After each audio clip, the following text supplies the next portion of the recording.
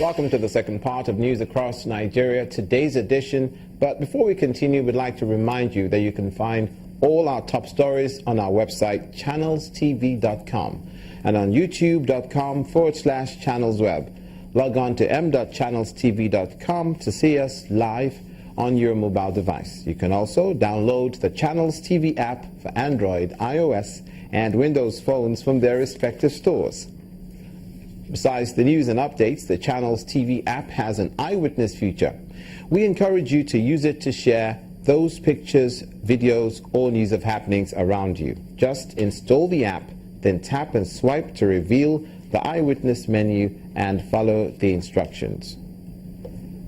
To the education sector and in the South-South, lecturers of the Tayo Akpata University of Education in Edo State are soon to heave a sigh of relief when newly elected Governor Mr. Godwin Obaseki makes good his promise to pay 5 months' salary arrears owed them. Governor Obaseki, who also undertook to address the infrastructure and welfare challenges of the institution, promised to make it and transform the university to its highest standards. The issues of poor infrastructure and staff welfare in Ekadolo College of Education, now known as Tayo Akpata University of Education, have over the years led to a series of industrial actions by staff of the institution. It's for this reason that the governor of Edo State, Mr. Godwin Obaseki, pays a visit to the school to assess the state of affairs.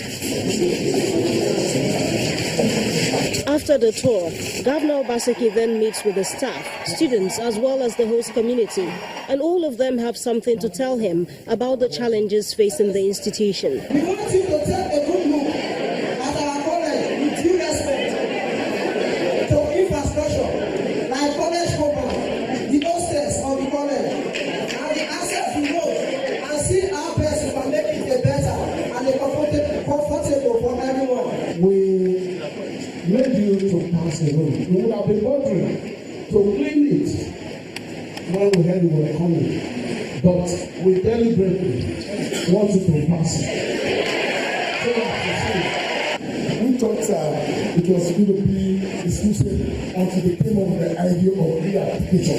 That is the way to deprive us of our years set. And that is the way to deprive us of the money that are going. We said we are not reapplying.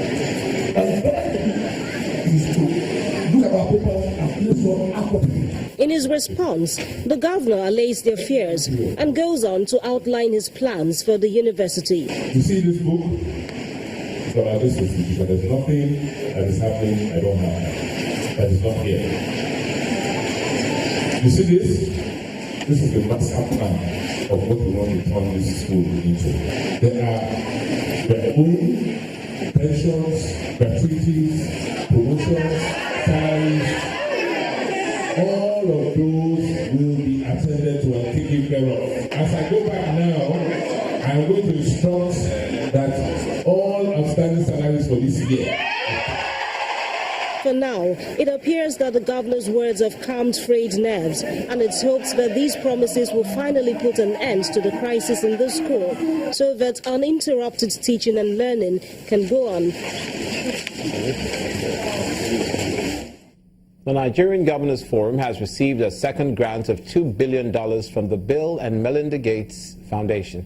The fresh grant, which will run from 2017 to 2019, will primarily focus on strengthening cross-state policies and financial resources to benefit the poor, boosting primary health care, and establish a help desk to advance development. President, Global and Advocacy, and Chief Strategy Officer at the Bill and Melinda Gates Foundation, Mr. Mark Sussman, says the new grant is a build-up on the success accruing from the first grant signed in 2014, which was used to tackle polio, especially in the Northeast. The governors agreed that the $2 billion grant will go a long way towards boosting revenue generation and continuing the fight against polio. For us, the partnership with and through the Nigeria Governors Forum in the fight against polio has been one of the most successful tools and avenues we found to both mobilize real, genuine political commitment and action and resources and follow-up, and share best practices and ideas about how to achieve success. It is exactly that model that we are hoping now to build on in this work on broader revenue management and support for primary healthcare.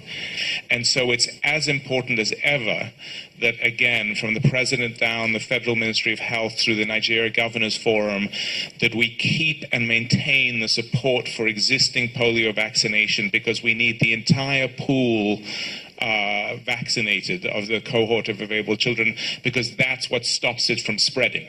So I believe that it will go a long way fast in providing training and retraining and helping states to get better organized through the NGF Secretariat.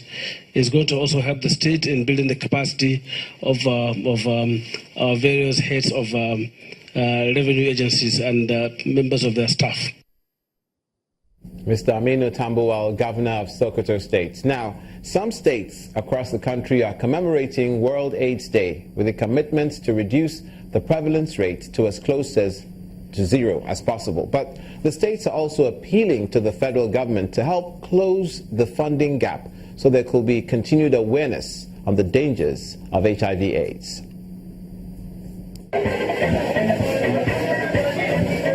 As the world celebrates World AIDS Day, some state governments in Nigeria are targeting massive reduction in the rate of infection.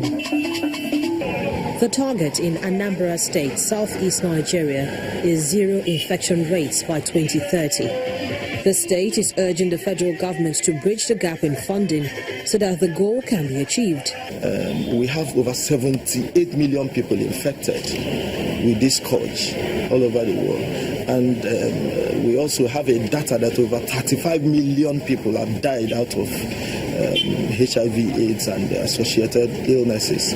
So with this global data and the Nigerian data, we are working together as a team to beat it down. With about 200,000 affected in Cross River State, South Nigeria, the state governor, Ben Ayade, believes abstinence remains the only way to completely eradicate HIV/AIDS. Cross River says it's poised to achieve 90% prevalence rate in the shortest possible time. Protect you from HIV. This is a new school of thought also that has created doubts and fear. And that's why the only control, the only prevention against HIV in terms of sexual transmission is absolute abstinence. Zero grazing, which means loyalty, fidelity to your partner. The gospel truth is that when the Pope came into Cameroon, he said truly, because of the campaign and support for condoms as an alternative or a safe means of having sex, it has given false hope and false support. So a lot of young men and women rely on condom. And so as soon as they are having condom, they think they are safe. And that is the major source of transmission of AIDS because of the false feeling of protection. This is a public opportunity for me to educate people that condom itself is not an ultimate end. The real truth is zero grazing, abstinence, total loyalty and fidelity to your partner. In the southwest, the Ogun State government believes those living with HIV/AIDS need to be better empowered. Wife of the state governor, Olufunsho Amosun, called for more sensitization and awareness to reduce new cases of the virus. It's not a contagious disease, that you can actually have contact with people, and that doesn't mean that you will catch the virus. And that if you do find out that you do have the virus, there are solutions to it these days. These days, the virus isn't something that you cannot treat. And from those living with the scourge come this message. If we have this anti-stigma bill, we've done a lot in the past when ENR was in the state. That is enhancing Nigeria response. We've done a lot with the House of Assembly. There were a lot of lobby, text messages, so that the bill will become a law. As it is as today, we are marking World AIDS Day 2016. According to UNAID, no fewer than 78 million people are currently living with HIV, with 35 million deaths since the emergence of the scourge. Nigeria has the third highest burden of HIV and AIDS. Breaking news track on Channels Television. Coming up, Niger State undertakes to rehabilitate 9 schools in the state. Please stay with us.